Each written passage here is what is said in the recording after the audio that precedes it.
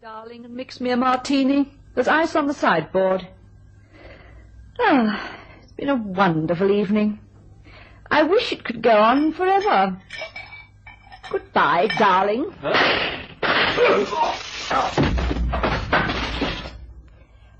And when they find your body, darling, I shall have conveniently left via the fire escape. Now, just quickly make sure you have no identification on you. Just as well I looked. Police identification card. Assignments unlimited. Address 33 Half Moon Street.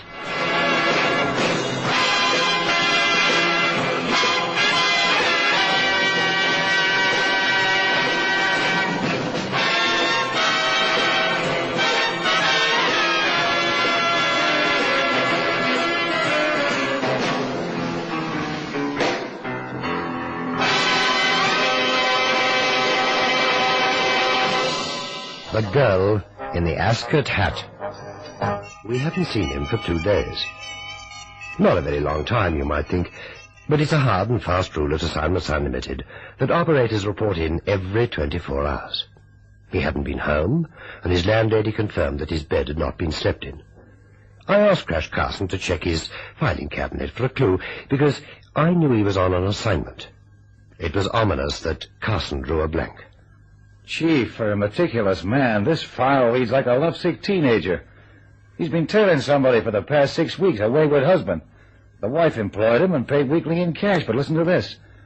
Previous docket detail destroyed. Nancy wishes to have the whole thing as secret as possible. I can surely grant her such a small request. Oh, but that's against the rules. When an operator starts calling a female client by a Christian name, rules usually fall by the wayside. You said he was tailing the husband. Well, look up his name, and, well, you got hers. Yeah, that's right. And that makes her name Nancy X. Is that how he refers to the man? Listen, kept the tail on X today as usual. Same social round, but nothing incriminating. X is playing it cool, but he'll make a slip soon. I feel sure of it and hope so for Nancy's sake. Yeah, well, I've already checked on the fees. He's paid them in regularly every week. Yeah, I know. I checked, too. Every Saturday morning, except last Saturday morning. Did he report to the office on Friday, Chief? At 10 a.m. And nothing from him since? Not a word. Well, maybe he took off for a long weekend with this Nancy doll. Oh, he'd have reported first. He always has in the past. Chief, you're worried. Well, now I've seen the file, I am. You better ring the police, Carson, and report him missing.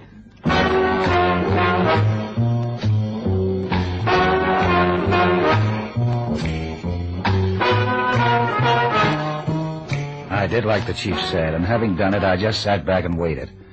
There wasn't anything else to do. The file gave no name of client and referred to the trailee as X. No lead, no clue, nothing. It was the X that had me guessing, and I'm a dud at crossword puzzles. But it didn't take the cops long. They rang back in under an hour. Carson, Assignments Unlimited. Mr. Carson, we've found your missing employee. Oh, you have? That's dandy. I must ask you to come straight over and identify him. You mean you got him with you? Yes, sir. Okay, I'll be right over. Where are you speaking from? The city mortuary.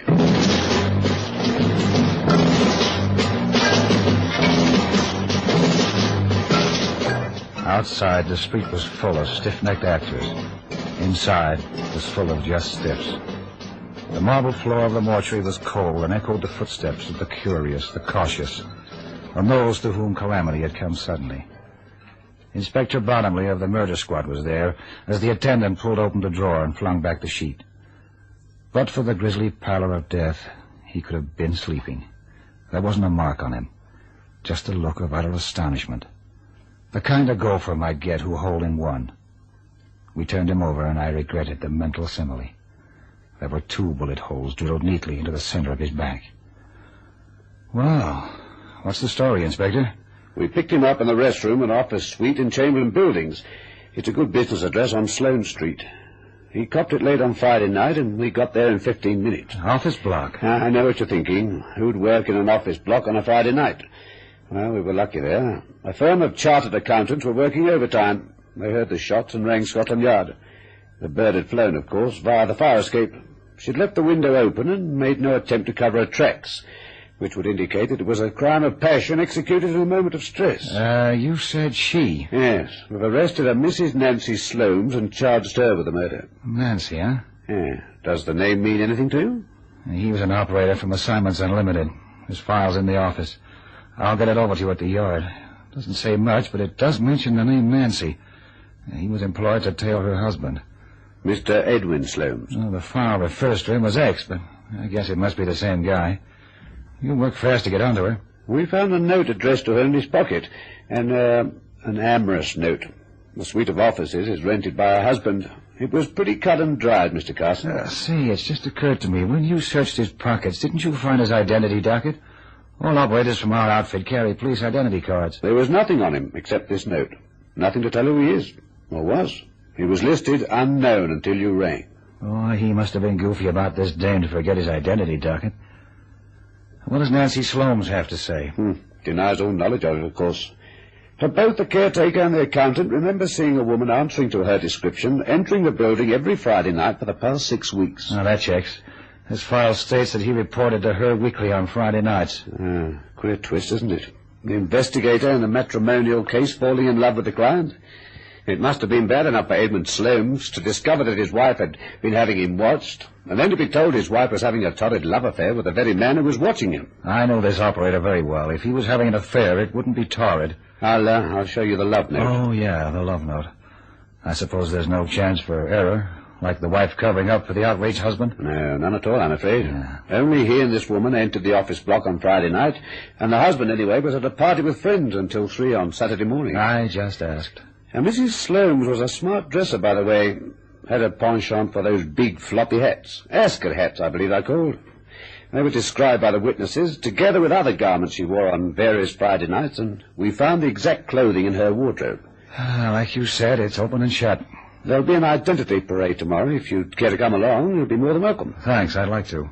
Just show your card to the constable on duty. You'll see Mrs. Sloanes then.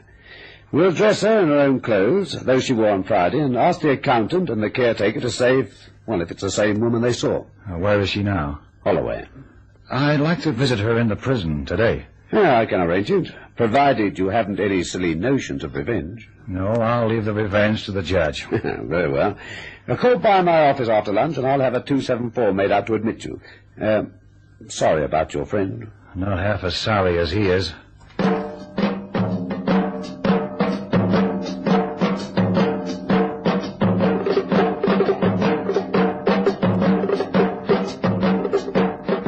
Holloway Prison is a grim monument to feminine folly. I'd been there before years ago, when the inmates shuffled aimlessly to and fro in the cross-cloth uniform that was meant to exact penitence. But times have changed, and the accent today is on rehabilitation, so that floral dresses and a dash of lipstick has transformed the atmosphere into something resembling an all-women university campus. And that's one of the things a university does. Turns precocious adolescents into responsible citizens. I was shown to Mrs. Nancy Sloane's cell. There were curtains in the window, and a religious picture on the wall. Mrs. Sloanes was on her feet to greet me. I mention that because I saw her through the bars before we went in, and she was standing on her head in the middle of the cell. I thought that maybe also she was crazy, but when she looked at me, I knew that she was very sane and also very beautiful. The matron said you were coming. Mr. Carson, isn't it? Yes. You're Nancy Sloanes? I am. You always stand on your head like that? Not always. Just half an hour every day. I'm a yoga. Oh, yeah, I've heard of that. Please sit down on the chair. I'll use the bed. Thank you. Matron said you're a friend of that unfortunate man. Well, that's right, and now that I've seen you, I realize just how unfortunate he was. I didn't know him. I've never met him. But then, like the police, you'll have difficulty believing that. To be blunt, I don't believe it. Then that's your misfortune, Mr. Carson. For a woman who will shortly have a date with justice, you seem to be awful cheerful. I have an Englishwoman's complete faith in British justice. I didn't kill him. And in the fullness of time, the police will know that I didn't kill him. You'd better try another exercise. That yoga's gone to your head. Why did you come, Mr. Carson? To see you. Just morbid curiosity? He kept a file. It mentioned your name, Nancy. It doesn't need a marriage counselor to prove that he had no intention of letting you go back to your husband. He was in love with you. And if he couldn't get grounds on your husband, it's an even bet he'd have given your husband grounds to divorce you. Well, that would have made Edwin very happy. For the past 2 years, he's done everything a man can to make me divorce him, even to the point of lodging evidence of his infidelity with my own lawyer. Why didn't you divorce him? Oh, I don't know. Pride, I suppose. That and the fact that the other woman is my own cousin. It's sordid to have a relation steal your husband. I get it. Just as he'd go to any lengths to get a divorce, you go to any lengths to stop him. That's Inspector Bottomley's line of reasoning. He says that I'm supposed to have engaged your friend to keep a watch on my husband, presumably to gather evidence for a divorce. Well, that's what the file says. Am I supposed to have known your friend before I decided to engage his services? Bottomley says not, and that would figure. I knew this operator pretty well, and if he'd known you 6 weeks and more ago, I'd have known about it, too. You wouldn't be an easy person to forget, Mrs. Sloanes. Thank you. Well, then, since my lawyer has all the evidence I could possibly want for a divorce, it seems rather pointless to engage your friend to discover more. Now, the report on file shows your husband to be blameless over the past 6 weeks. Then if you'll forgive me for saying, your friend was either grossly incompetent, a fool, or was engaged for some quite different purpose. He was a meticulous guy. He wouldn't fabricate a story in his file. What did you say the name of your lawyers was? I didn't, but they're Castlemere and Brown at Lincoln's Inn. Mr. Castlemere himself handles all my affairs. Why do you ask? Would you mind if I did a little investigating of my own? I'd welcome it. But I ask again, why? There's something screwy about this case. You're just too beautiful. Maybe that's it. Given the slightest encouragement, any man would fall in love with you. That much I can understand. But I just don't see you shooting anyone in the back. It's very flattering. But you must remember, to the male spider, the female is also beautiful. What's a spider got to do with it? Do you know what the female does to the male after he's made love to her? I'll buy it. She eats him, Mr. Carson. Carson left Holloway Prison, his mind a confusion of thoughts. He went straight to Lincoln's Inn and the offices of Messrs. Castlemere and Brown. One glance at its prim and austere interior decided for Carson that here was a house of impeccable honesty. It gave him a comforting feeling as he was ushered into the presence of Mr. Castlemere, a benign old gentleman with snow-white hair and a ruddy complexion. Come right in, Mr. Carson. Take an easy chair and make yourself comfortable. Thank you, sir. You've come about Miss Nancy. She telephoned. Are you allowed to telephone in Holloway Prison? Oh, naturally. Miss Nancy has been formally charged, but in England a person is innocent until proven otherwise. Do you think she's innocent? Well, that goes without saying, doesn't it? I'm her defending counsel, and I would never take on the task if I believed her guilty. Not even when her family have been clients of yours for years? Not even if it were my own child. Now, I'll just get the file. That won't be necessary, Mr. Castlemere. I simply wanted to ask you a few questions, if you'd be kind enough to answer them. If I'm able to give a truthful answer, then I will. Thank you, sir. Tell me about her husband, Edwin Sloanes. A mean and avaricious fellow. She was a fool to marry him, and I told her so. But he has a great deal of charm for the opposite sex, and I fear he turned the poor girl's head. He never loved her, of course. She's a very beautiful woman. Very. But that wouldn't interest Sloanes, except as a passing fancy. He thought she was heiress to a considerable fortune. And she wasn't. Her father died a few years ago. He left her the house and a small annuity, and that's all. And so Boyo starts looking around for something better. Financially better, yes. He's latched onto a Miss Nancy's cousin, an empty-headed, good-time society girl with a fat bank balance deposited by her indulgent father. I think you don't like her very much. I like the way her father made the money even less.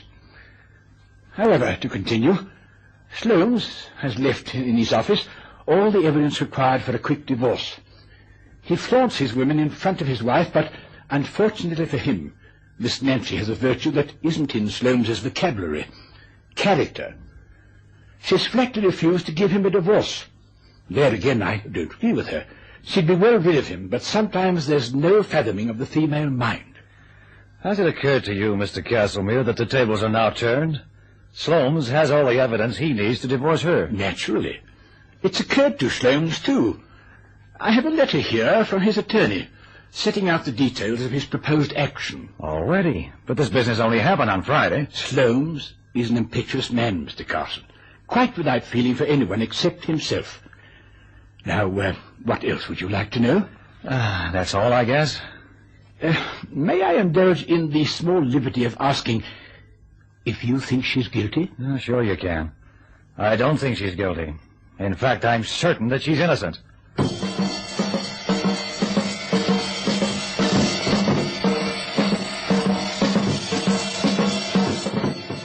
In the presence of that kindly old man, I would have been happy to agree that there was no evil at all in the world. But on the pavement as I walked home, the old doubts about Nancy Sloanes came creeping back, like that female spider webbing her way hungrily towards her mate. Following day, I arrived at Scotland Yard, produced my police card, and was shown into a small drab room that housed a few deal chairs and a glassed-in stage. It was on this stage that I was soon to get my second look at Nancy Sloanes. She would parade in the dress and Ascot hat that she allegedly wore on Friday night. Inspector Bottomley was already there, and when I arrived, he was in conversation with two men, whom I correctly deduced to be the accountant and caretaker, respectively. Bottomley greeted me as affably as always. Take a few, Mr. Carson. Thanks. Over here, if you don't mind. Okay. The law says I may not introduce you to the witnesses until the parade is over. Think I might influence them? We take no chances. The accused is innocent until proved guilty. It seems I've heard that before. Is Nancy here? Nancy? Mrs. Sloanes. Oh, I know who you mean. I was just surprised at the use of her Christian name. After all, you've only met her once, haven't you? Yes, and don't lay it on. It was a slip of the tongue. You've been thinking a lot about her, haven't you? But then she's a most attractive woman. Physically, that is. What's that supposed to mean? I'll be frank with you, Carson. I expect this identity parade to be no more than a formality. They'll both swear it was her in the office block on Friday. That's what I think. What does she say she was doing every Friday night for the past 6 weeks? Practicing yoga in private at home. The servants, they must have seen her. No, you really have got it bad. There are no servants. Her allowance doesn't run to it. Yeah, I heard that too. Right, shall we begin? Okay, sure. All right, Constable. Bring them on.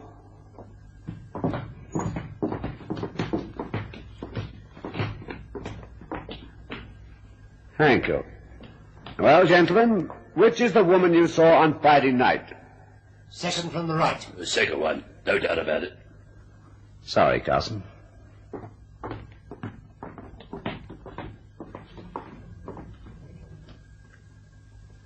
I could only think of the hat.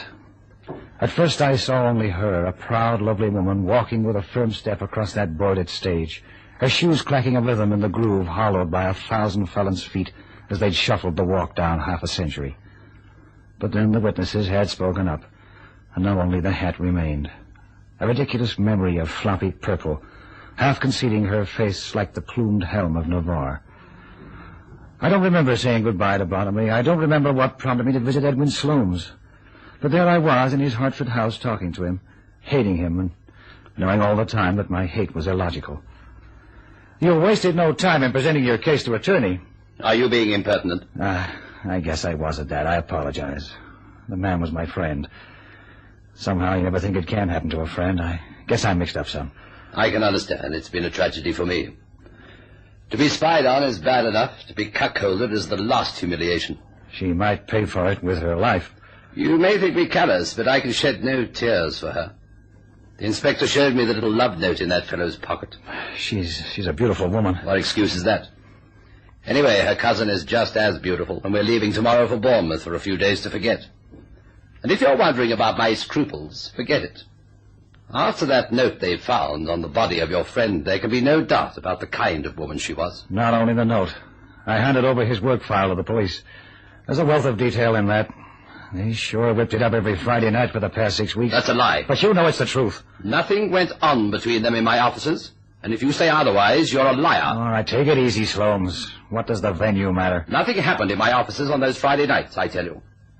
Now, please get out of my house and don't ever come here again. He glowered at me like a man demented, his face mottled with boiling anger.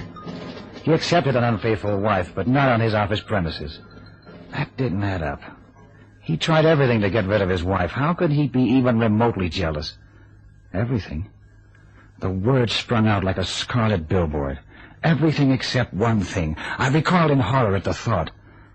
But I knew in my heart that what I was thinking was the ghastly truth. My mind chased back over our conversation, unscrambling the jumble of words. He'd said, Nothing went on between them in my offices. And if you say otherwise, you're a liar. That could mean only one thing. He was jealous of whoever was in that room Friday nights. And he wasn't jealous of his wife. He hated her. What else was it he said? Her cousin is just as beautiful. And we're leaving tomorrow for Bournemouth for a few days to forget. A few days. For a few days the house would be empty. It was my only chance. Her only chance. From a nearby thicket I watched them leave. I entered the house at midnight. After 2 hours searching, I found it. Charred embers in the combustion stove were proof that most of the clothing had already been destroyed. But this was intact. Perfect as the day it was made. A great, floppy, purple creation that any milliner would tell you was an Ascot hat.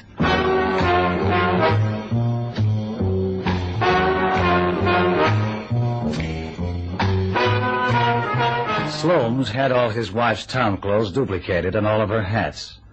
He used a different dressmaker and milliner, both of whom were able to testify at his trial. Nancy Sloane's cousin was very much like her and exactly the same build. It was she who engaged the operator from Assignments Unlimited, using the name Nancy Sloane's. It was she who attended those Friday night meetings at the offices, dressed in the same clothes and the same big, floppy hats that her cousin Nancy wore. Both knew that the caretaker had never met the real Mrs. Sloane's, and that on an identity parade he would swear that it was the real Mrs. Sloane's he'd seen. The Ascot hat that half concealed her face clinched it. And it very nearly worked, too, except that the man she engaged really fell in love with her. It must have been interesting watching him, knowing that she was eventually going to kill him, just like the female spider. He loved her, but she murdered him in cold blood. You know, it's a terrible story, Carson. Will Nancy Sloane's now see the judge about a divorce? She doesn't need to now, Chief. Justice will do it for free.